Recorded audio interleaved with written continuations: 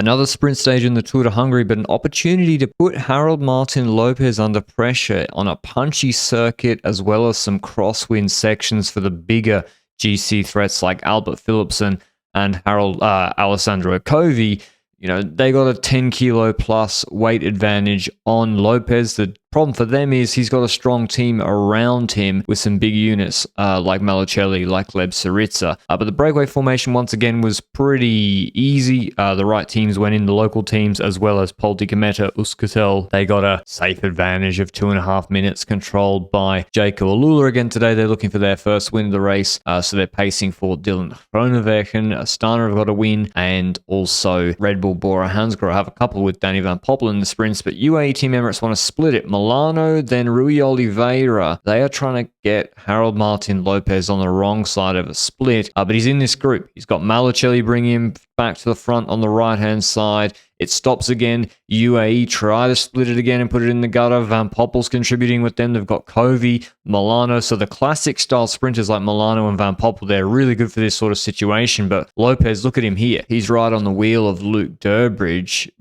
always trying to get back to the front. So using any rouleur he can, paying attention. But UAE don't stop. They go again with Covi. He's gone a bit too hard and he's not really creating an echelon like this. Sharmig and all of Astana, they're around Harold Martin Lopez, and he's got the biggest guy in the bunch for this flat crosswind section, providing him with shelter with Gleb Syriza right in front of him. So Astana defend pretty well. UAE had to try, and they're missing a couple of riders. They're missing an Oliveira brother and Pablo Torres, who was here for GC. Bora Hansgrohe too. If they'd had, say, Mullen here and Welsford in this crosswind section, they really could have caused some chaos, and maybe it would have indeed split.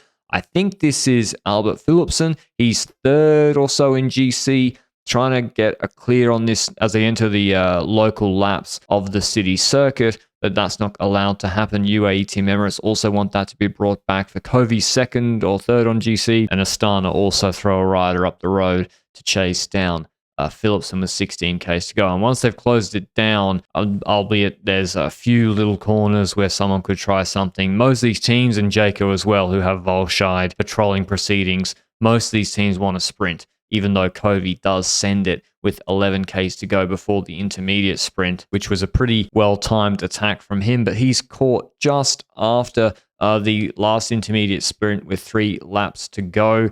And we're going to have a sprint, 3 Ks to go. We've got some corners, like fast corners. Looks like a pretty good road surface. Durbridge is on the front. You see Covi trying to bring up Milano. He's with Oliveira on the left-hand side. Astana don't really get in good position, I don't think, for the sprint today. Jaco Alula have their 3 lead-out riders together, but they never find Dylan Groenewegen. Danny Van Poppel is having a freelance and do it himself, but you see Jaco begin to get in color order on the left-hand side in the purple jerseys, and they move up left, and then Groenewegen is on the right-hand side. He's trying to move up himself on the inside, but it's difficult because, yeah, if you go underneath a rider here, you can get squeezed into the grass.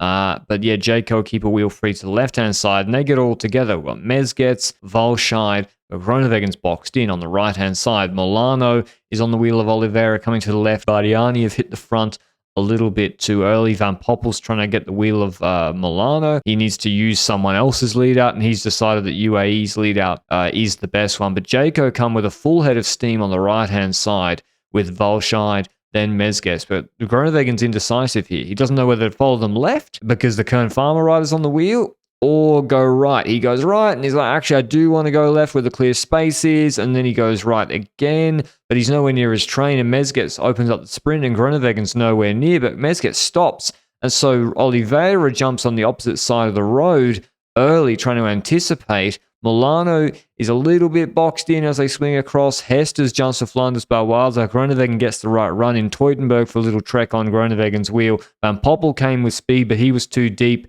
And Groenewegen does win a sprint at Hungary, which I think he did last year. He didn't win every sprint, but he won at Hungary, and then he was good at the Dauphiné, and then he won a Tour de France sprint. But you see here, Hesters jumps to the right. Mezgets is looking back, doesn't see Groenewegen in the picture, so he just stops his lead out to allow them to come from the other side and come from the back. And that Mezgets' lack of lead out shows his experience. A lot of other young lead-up guys, they would have just wanted to show how strong they are and keep going to 200 meters. But Groenewegen wasn't there, so he stops and he gives his sprinter a chance to come from the back, and he does. He gets a bit lucky, of course, but sprinting, and he was strong enough to finish it off today ahead of Van Poppel, then Teutenberg, Hesters fourth, I think it was, Malucelli fifth. So good win for Groenewegen in the national champs jersey, and Jaco did work hard all week for it. And yeah, Nitzolo was sixth for Q365, Stenger seventh, Francesco Pecchi 8th, and Stolic Bruttomesso for Bahrain victorious. Here's what Groenewegen had to say after the race.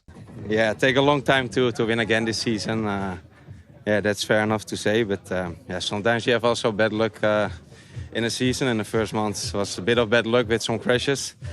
Now some training weeks in Spain, and yeah, I came back with a good shape. The whole team was really great this week, but still we missed the victory after second place or third place.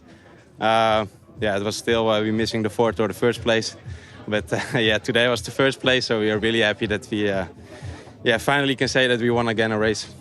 It was a really chaotic stage, a really fast one, and the finish was also chaotic with a lot of attacks. How did you manage to move up? Because I don't know, in the last corner maybe you were in like 10th position. So how was the finale? Yeah, I know in the second stage when I was second, there was also a lot of headwind, and also today was yeah, was a lot of headwind. So yeah, I want to come late. Yeah, then we lose each other a little bit, but yeah, with this circuit it was really hard to stay together.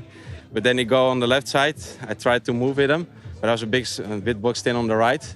Then everyone moved to the left, and yeah, actually then I went on the right side behind the guy, and I think was the right timing. So yeah, today finally it all came together.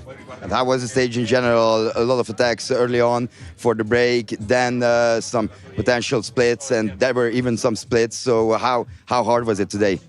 Yeah, we didn't saw a split, so that's always a good sign that we are in the front. No, but we have also a really strong group. It is the sprint and lead-out train, so they're also good with crosswinds. Yeah, we also take control with the start of the race, and yeah, on the end it didn't really split. I think it was a big group, and then yeah, we know what to do, and yeah, I think was a good sprint, and I'm happy that we won today. So I'm really proud of the team that they keep believing in me, and yeah, finally I give them some back. In terms of GC, still Harold Martin Lopez on top by 8 seconds. Covey, though, he's closer. He took some bonus seconds today. If he gets some more tomorrow, he could threaten that GC lead. Philipsen on 13 seconds. So Covey won't give up without a fight. He'll still be trying tomorrow. Hope you enjoyed the recap, and I think we'll have a big battle then. We'll see what Astana can do to defend Lopez. Until then, ciao.